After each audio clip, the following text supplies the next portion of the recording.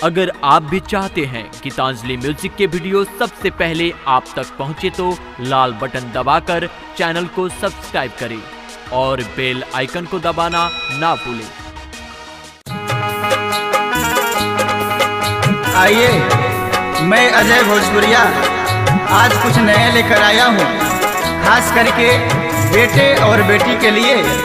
जो लोग बेटे और बेटी में फ़र्क समझते हैं उन लोगों के लिए एक मैसेज है मेरी तरफ से, और मेरा आग्रह है कि कृपया करके बेटे और बेटी में फ़र्क ना समझो। आइए इस भजन के माध्यम से सुनाता हूँ कैसे। बेटे का क्यों मान है जग में, बेटे का क्यों मान है जग में, बेटी का क्यों मान नहीं। मुझे बता दो दुनिया वालों, बेटी क्या संतान नहीं, बेटी क्या संतान नहीं। बेटे का क्यों मान है जग में, बेटी का क्यों मान नहीं। मुझे बता दो दुनिया वालों, बेटी क्या संतान नहीं, बेटी क्या संतान नहीं। बेटे का क्यों मान है जग में, बेटी का क्यों मान नहीं। मुझे बता दो दुनिया वालों, बेटी क्या संतान नहीं।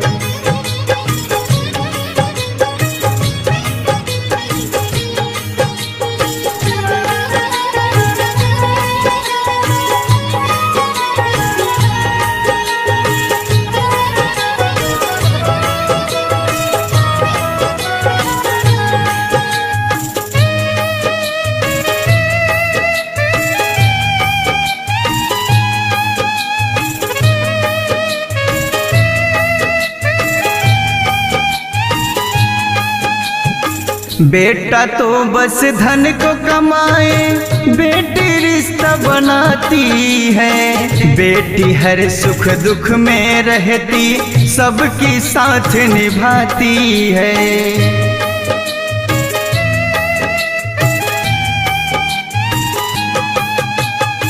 बेटा तो बस धन को कमाए, बेटी रिश्ता बनाती है। बेटी हर सुख दुख में रहे, घर की मान बढ़ाती है। जिस घर में बेटी ना हो उस घर का कोई मान नहीं। मुझे बता दो दुनिया वालों, बेटी क्या संतान नहीं, बेटी क्या संतान नहीं, बेटी क्या संतान नहीं।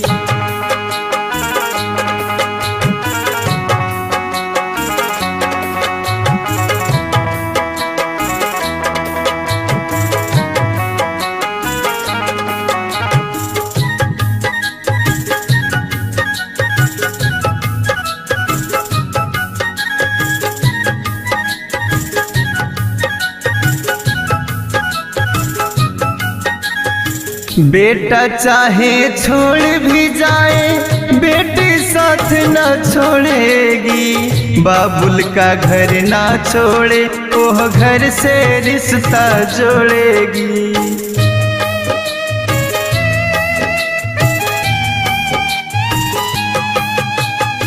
बेटा चाहे छोड़ भी जाए, बेटी साथ न छोड़ेगी। बाबुल का घर ना छोड़े, वह घर से रिश्ता जोड़ेगी।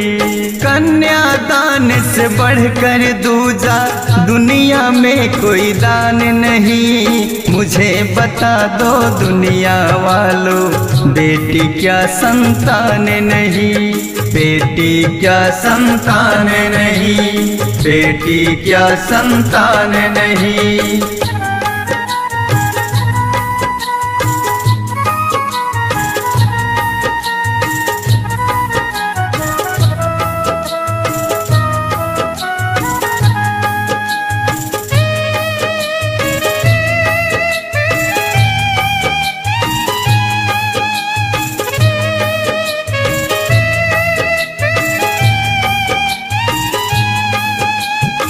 बेटा क्या लेकर के आया, बेटी क्या नहीं लाई है। बिन बेटी की सुनी सुनी हर भाई की कलाई है।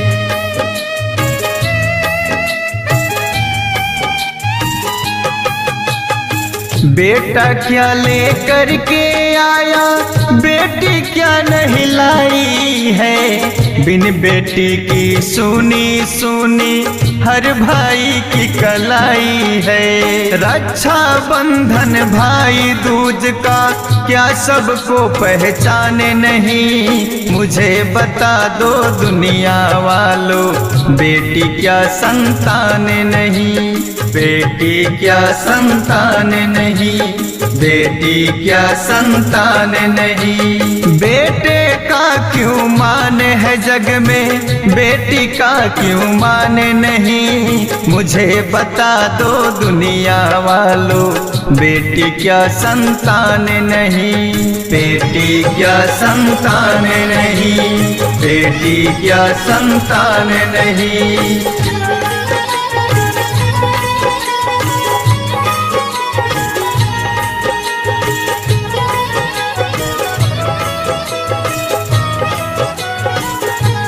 सुरताल से मचावे धमाल, गीतांजलि म्यूजिक बीरगंज।